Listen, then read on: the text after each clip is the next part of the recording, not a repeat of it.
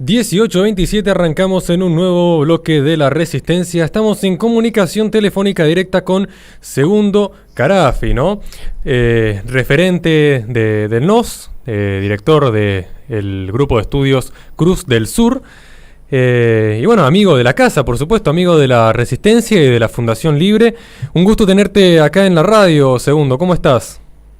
Hola chicos, ¿cómo están? Saludos a todos, muchas gracias por el llamado. No, por supuesto, gracias a vos. Y Horacio, comentanos por qué motivo lo estamos teniendo acá a Segundo presente, ¿no? Bien, hoy tenemos la oportunidad de conversar con un gran amigo de la casa y, como bien dijimos, además de ser director de Cruz del Sur, es referente del NOS, para que nos comente cuál es la situación que parece ser que se avecina una nueva guerra, muy entre comillas este término, aclaremos, ¿no?, entre el campo y el gobierno. Parece ser que lo que en su momento se había logrado un cierto acuerdo de paz, finalmente viene una nueva arremetida donde el presidente, con expresiones tan poco felices respecto a aumentar las retenciones, luego encima siente impotencia al ver que el Poder Judicial es un poder independiente. Parece ser que esta gente está necesitando ciertos recursos que no los puede obtener ya de una industria que ha destruido y no le queda más que echar mano a los recursos primarios del país. Y esto creo que amerita un análisis. Por eso, Segundo, te cedemos la palabra y luego empezaremos con algunas preguntas específicas a vos. Bueno, muchas gracias Horacio. Sí, la verdad es que lamentables las declaraciones del presidente ayer, que sorprenden incluso desde una mirada de análisis político, porque retrotraen a lo que fue la crisis con el campo allá por el 2008, donde justamente el kirchnerismo sufrió, no sé si la mayor derrota después de la derrota de las elecciones de 2015, la mayor derrota política, que justamente venía también por un tema de retenciones. No, a ver, yo creo que cuando Alberto Fernández amenaza el campo diciendo que si no entiende le van a poner derechos de exportación, retenciones y demás, independientemente que él honestamente no hace la amenaza real, sino que es algo para la gilada y para su público, y bueno, es la política que esta gente decide hacer. Yo creo, dos cosas creo que son importantes remarcar. Por un lado, el tema de los precios, que es el foco del problema, o a raíz del cual hace estas declaraciones, y por otro lado, el tema de las retenciones. Ahora, con respecto al tema de los precios, hay algo que es básico, y yo creo que esto en el gobierno lo recontra, ¿ven? Y en todo caso es algo para que la gente entienda, porque muchos le creen al presidente cuando dice esas cosas, y se creen este discurso anticampo.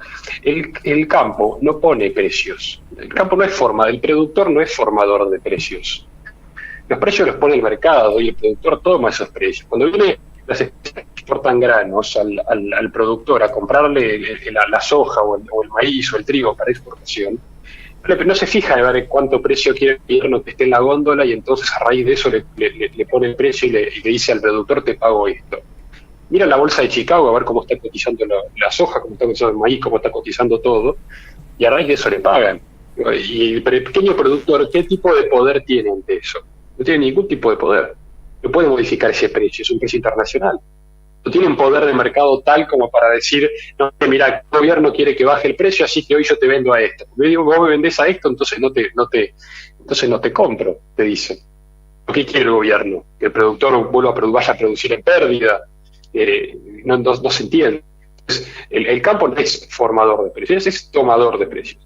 Y después, por otro lado, está el tema de las retenciones, que es la amenaza efectiva que hace el gobierno, que hay un montón de análisis y de estudios que hablan con números muy buenos del tema. Uno de ellos es uno que salió en 2019 de la Bolsa de Cereales de Córdoba, que ahora voy a citar los números, pero antes que eso, hay comentarios breves sobre el tema retenciones a nivel teórico, poniendo retenciones o... Y Segundo, que se te cortó ahí durante un momento. No, decía el tema de las retenciones, dejando el tema de los precios, que hay muchísimos estudios que analizan en cuanto a números qué tanto beneficios fiscales traen al gobierno y de recaudación y demás, y qué tanto perjudican a los productores, si los perjudican o no. Cito uno de la Bolsa de Cereales de Córdoba. En 2019, a fin de 2019, cuando el gobierno anuncia que iba a subir las retenciones a la soja y las retenciones al maíz y al trigo y al resto de los granos, que el gobierno de Macri había bajado, después había vuelto a subir, decía, por ejemplo, que en el caso de la soja, por ejemplo, con una retención del 30%, la rentabilidad del productor neta, la ganancia, lo que se queda el productor, era del 2%. ¿Qué espacio tiene el gobierno para subirle las retenciones al productor de soja? Si con la retención actual del 30%, de vuelta la ganancia del productor es del 2%. El resto eran costos de producción e impuestos. ¿Cuál es el incentivo de un empresario que su ganancia neta, con viento a favor, va a ser del 2%? Y digo con viento a favor porque ese empresario, para invertir, toma un riesgo que es inmanejable por él, como puede ser el tema de la lluvia o el tema de la energía.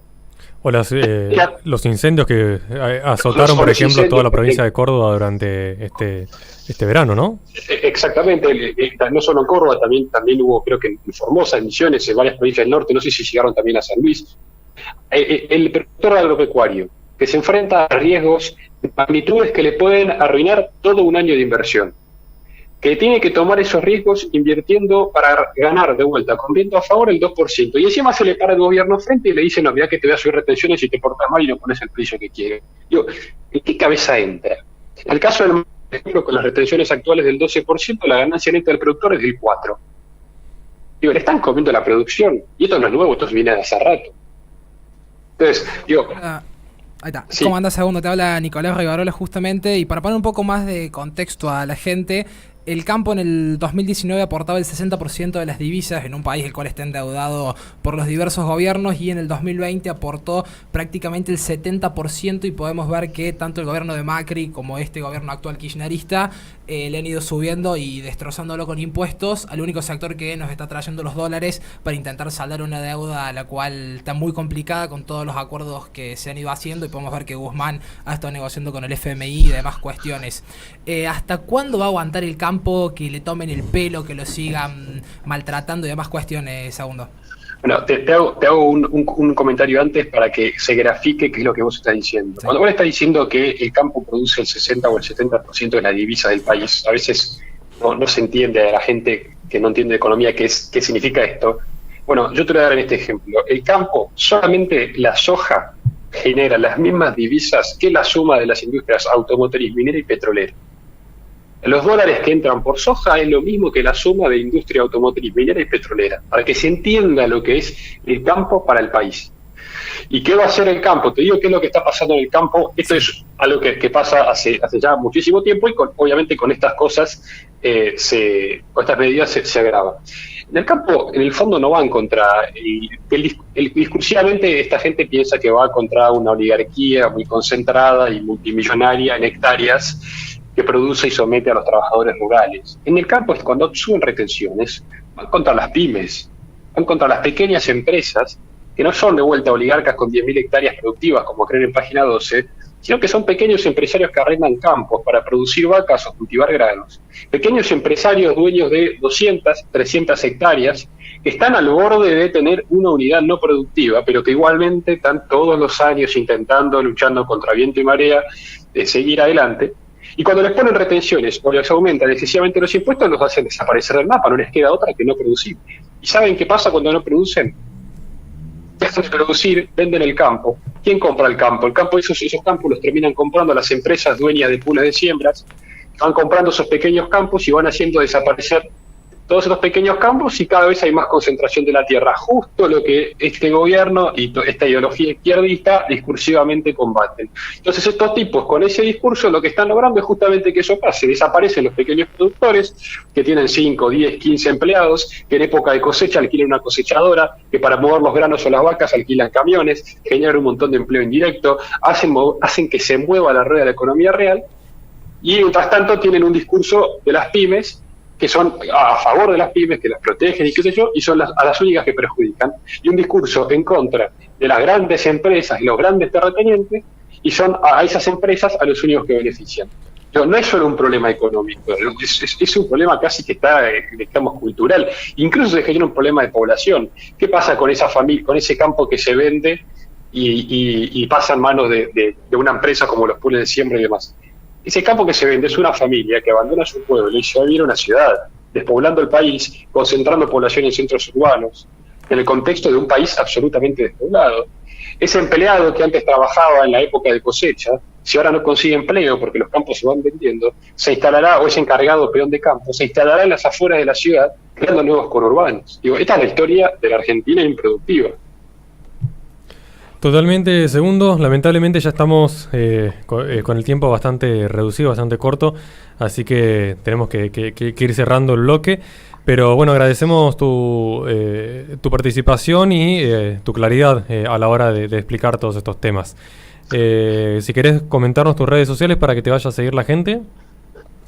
Bueno, en Twitter más que nada, que es la que más uso, según _Carafí, y bueno, después las redes de NOS y de Cruz del Sur que son públicas.